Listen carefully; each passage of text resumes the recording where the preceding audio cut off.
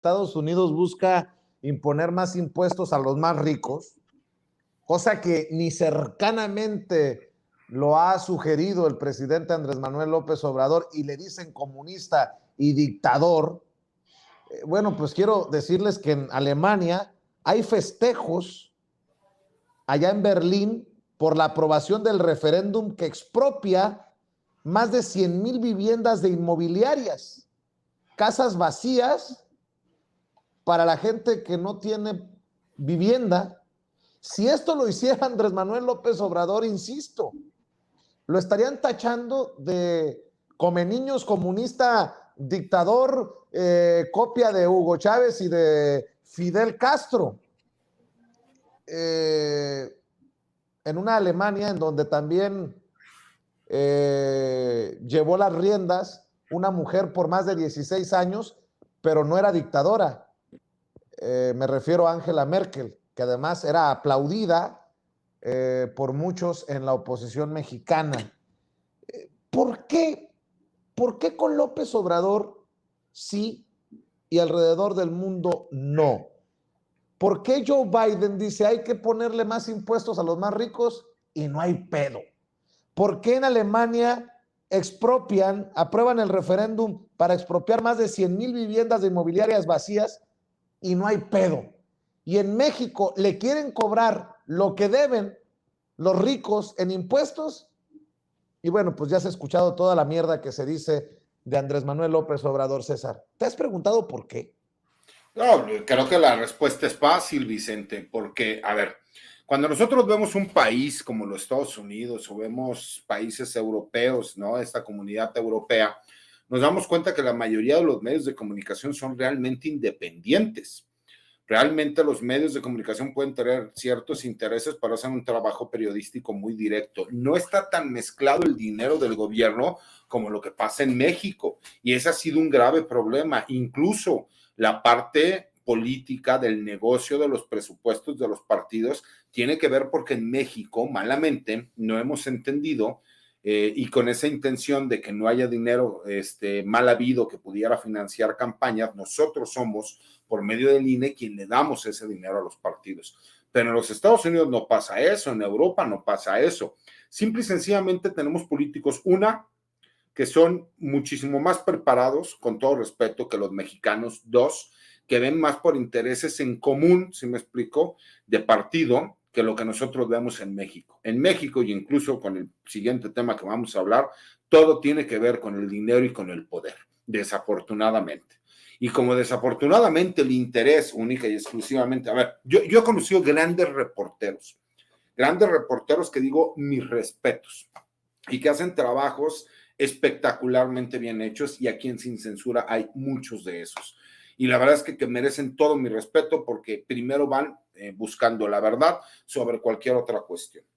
Pero ¿qué es lo que pasa cuando ya vemos a varios consagrados, ¿no? Y bien lo dijo Ramiro y tiene toda la razón. Arambura Zavala, para mí es una de las mujeres que toda mi vida le voy a estar agradecido porque exhibió quién era Joaquín López Dóriga, porque le demostró que incluso existen niveles en esta vida, y el problema es que llegan a un grado en que el poder los marea, mi querido Vicente, y eso pasa en todos los ambientes, en el político, en el social, en el periodismo. La gente de repente se marea y es demasiado el poder que llegan a tener. ¿Cuál es la intención aquí? Pues obviamente pegarle al malo. ¿Y quién es supuestamente el malo? ¿Quién vino a quitarles todos esos privilegios? ¿Quién vino a acabar con todos esos dispendios económicos que salían del mismo gobierno? ¿Quién vino a acabar con todos esos grandes negocios multimillonarios? Porque para que la gente lo entienda, y como bien lo dijo Ramiro, estos se robaban para que 10 generaciones viviendo realmente como ricos no se acabaran nunca ese dinero. O sea, imagínense la cantidad de miles de millones de pesos que estamos hablando para que jamás en su vida vuelvan a hablar. Y ahora se dicen perseguidos políticos, ahora obviamente tienen que salir a gritar para tratar de victimizarse, porque eso es lo que les da, mi querido Vicente. Ellos tienen que justificar de alguna forma que todo el trabajo que hacían en su momento era leer boletines, darle coba a quien está en el gobierno y recibir su lana. Y lo hemos visto y lo seguiremos viendo por lo que resta del sexenio y el próximo sexenio y el que sigue, porque la verdad es que la cuarta transformación va para décadas.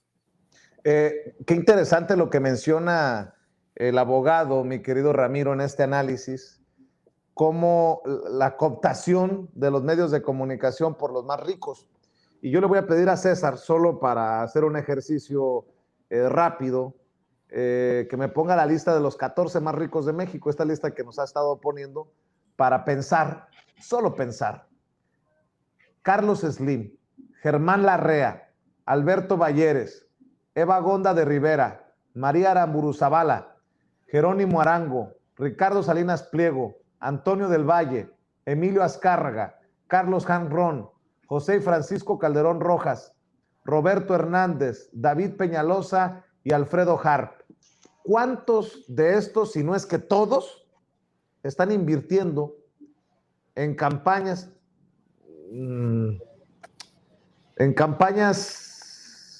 inconfesables contra el gobierno que les quiere cobrar lo que deben de impuestos? Solo porque soy muy mal pensado, Ramiro Padilla Toro. Bueno, primero quiero poner en contexto, es bien importante poner en contexto cómo funciona este asunto del neoliberalismo y cómo fue, perdón, que en una de las mayores crisis después del 2008, pues voy a poner dos casos paradigmáticos para que el público de Sin Censura entienda qué clase de basura son los ricos. Voy a poner el caso de España y voy a poner el caso de Islandia. En España llegó el punto en que había 1 millón de casas vacías, como en Alemania, y había 400,000 familias sin casa. ¿Qué hizo el gobierno español? Estos hijos de puta, amigos de Vox y todos esos pendejos que vienen a querer darnos lecciones de cómo gobernar, esos pendejos españoles, sobre todo los políticos españoles. No me refiero en general a la población española que tiene que elegir entre el mal mayor y el mal menor. O sea, básicamente el gobierno español decidió rescatar a los bancos y aunque hubo muchos suicidios de personas que perdieron sus casas, sus propiedades, el gobierno español decidió rescatar a los bancos. Veamos el caso islandés. Para todo el público es Sin Censura, la información está en todos los medios de comunicación. Ustedes buscan el caso islandés, ¿qué hizo Islandia? De repente sucede que Islandia, los islandeses, que es un país de 500,000 de habitantes, descubrieron que le debían un chingo de lana al Fondo Monetario Internacional y dicen, pues ¿quién chingados me endeudó? No, pues sucede que los endeudó el ministro de Economía. Ah, sí, cabrón, pues al bote el ministro de Economía. Averiguaron si el presidente tenía algo que ver, pues el presidente de Islandia no tenía nada que ver, pero de todas maneras, por pendejo, por no haberse dado cuenta de lo que hizo el ministro de Economía, lo destituyeron. ¿Qué hicieron en Islandia, mi querido Vicente, mi querido César? ¿Qué hicieron? Decidieron renovar su sistema político. Agarraron y corrieron a todos los políticos de carrera, que es lo que tendríamos que hacer en México, correr a chingar a su madre a todos los políticos de carrera y empezar a meter sangre nueva. Sucede que en Islandia creo que son 20 personas, o sea, si tú quieres aspirar al Congreso en Islandia, tienes que recibir las firmas de 20 personas que comprueben que eres una persona honorable, vas al Congreso por un solo periodo y te regresas a tu casa. ¿Qué pasó? Pues obviamente pues nadie dijo, ¿saben qué? El modelo islandés está haciendo una maravilla en el mundo, no nos conviene que se enteren de que podemos vivir sin deuda, como lo está haciendo López Obrador, podemos vivir sin deuda. Pues no, obviamente Islandia los primeros 2 años se la pasó la chingada, pero después de 2 años hubo un rebote exactamente igual que lo que sucedió en México, cuando todos los países contrataron deuda por la pandemia, México no contrató deuda, entonces ahora estos cuates tienen que lidiar con las consecuencias de la pandemia, y México no. En Islandia es exactamente lo mismo. En Islandia no tuvieron que lidiar con las consecuencias de pagar una deuda porque se declaró en moratoria, le dijeron, ni más, no les vamos a pagar una deuda que no contraímos, que contrajo ese güey ilegalmente, y se acabó. El tema en México en general, mi querido Vicente, mi querido César, el tema en general en México es que hemos vivido el paraíso de los ricos en la tierra. En general, ser rico en México, como ser rico en Estados Unidos, obviamente lo que decías de los recortes fiscales en Estados Unidos, que permite que se concentre la riqueza. Ahora Joe Biden está diciendo, para que se den una idea, Joe Biden está proponiendo medidas que están a la izquierda de López Obrador, diciendo, no mamen, pinches ricos, o sea, ya, no mamen, o sea, están ustedes... Ya se contaminó Biden con López Obrador. Es que López Obrador es el único presidente que ha puesto programas en un país del tercer mundo como en México, que se los copian en países del primer mundo. Es que es una cosa de lógica, sin ser economista, Vicente.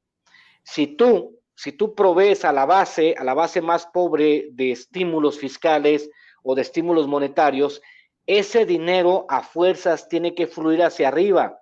Entonces, los pendejos empresarios mexicanos, que son muy tontos porque siempre vivieron de la chichi presupuestal, no entienden que si un nuevo grupo de consumidores, de más de 30 millones de consumidores, necesitan bienes o servicios, cualquier empresario con 2 dedos de frente puede ofrecerles bienes y servicios para captar ese nuevo dinero que no estaba en circulación en la economía.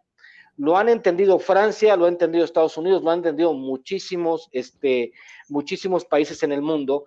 Han entendido que si tú no alimentas a la base con recursos frescos, la siguiente escala de la pirámide, que son los siguientes empresarios, pueden aprovechar las nuevas condiciones y ese mercado de 100, 200, 300 mil millones de pesos, ellos lo pueden utilizar para las personas que están ingresando a los mercados de consumo. Obviamente, en México, los empresarios siempre vivieron súper consentidos diciendo, no pagamos impuestos sobre la renta, lo hemos dicho muchas veces aquí, el empresario mexicano en promedio pagaba el 2% de impuestos sobre la renta, pero a ti, público sin censura, a ti, trabajador, te cobraban el 30% de impuestos sobre la renta y cuidado con que no lo pagaras. Los empresarios pagaban el 2% de impuestos sobre la renta y luego te lo litigaban al final de años para que le regresaran, o sea, terminaban pagando el 0% de impuestos sobre la renta. Estos cabrones no tienen vergüenza. O sea, ¿cómo es posible que vivamos en un sistema en el cual tú tienes asegurada tu riqueza para un chingo de generaciones y todavía quieras combatir al gobierno diciendo, no te voy a pagar impuestos? A ver, cabrones, o se adaptan o los carga la chingada. Si no, pregúntale a Gloria Trevi, que empezó a lavar cuántos, creo que la cuenta ya va por más de 1,500 millones de pesos, ¿no? En cuestión de dinero robado. A mí me gusta andar de pelo suelto, me gusta todo lo que sea lavar dinero, ¿no? Ya ¿sí? Te había creído la historia, pero a ti la única canción que no te queda es precisamente esa. Ni pedo, te mataste tú solito, cabrón. No me importa. Esto es exceso de testosterona, padre. La calvicie es exceso de testosterona. Bueno, será. Oye, mi querido